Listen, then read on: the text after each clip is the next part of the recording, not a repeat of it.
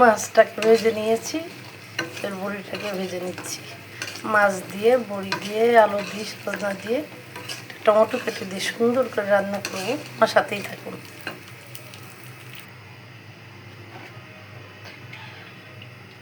এখন রান্না করব। পরিমাণ মতো তেল দিয়ে দিলাম, পেঁয়াজ দিয়ে দিলাম, দিয়ে নাড়াচাড়া করবো।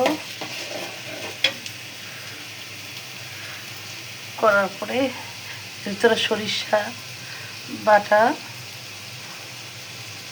জিরা বাটা, পেঁয়াজ রসুন সব একসাথে করে ব্লেন্ডার করে নিয়েছি, এটা দিয়ে দিব। দিয়ে কিছুক্ষণ নাড়াচাড়া করবো।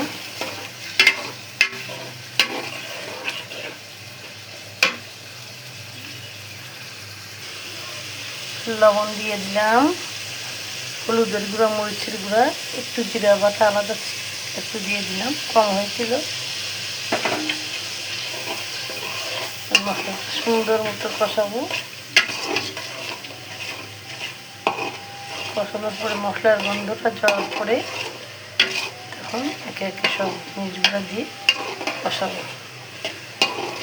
বন্ধুরা, আমি একটু অসুস্থ, গলার কণ্ঠে নিশ্চয় বুঝতে পারছেন। যেন দোয়া করবেন, রাতে যেন সুস্থ হয়ে উঠতে পারি। এখন দিয়ে দিলাম সজনা ডাঁটা আর আলু দিয়ে কষিয়ে নিব।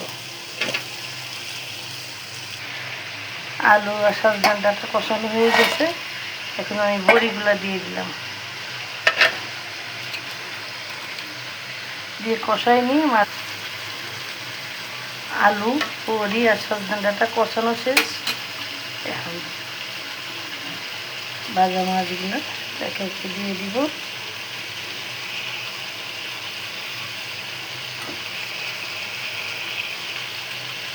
দিয়ে পানি দিয়ে দিব।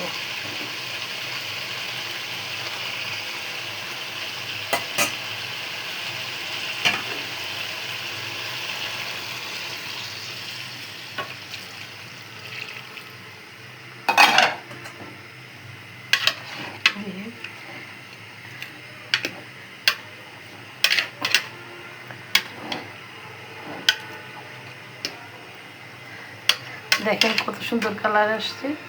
রান্না হলে আরও দেখতে ভালো লাগবে, আর একটু পানি লাগবে, আর একটু পানি দিয়ে দিলাম, ঝোল ঝোল রাখবো। আর কয়েকটা কাঁচামরিচ দিয়ে দিলাম, টমেটোটা আর একটু পরে দিব। এখন একটু ঢেকে দেবো।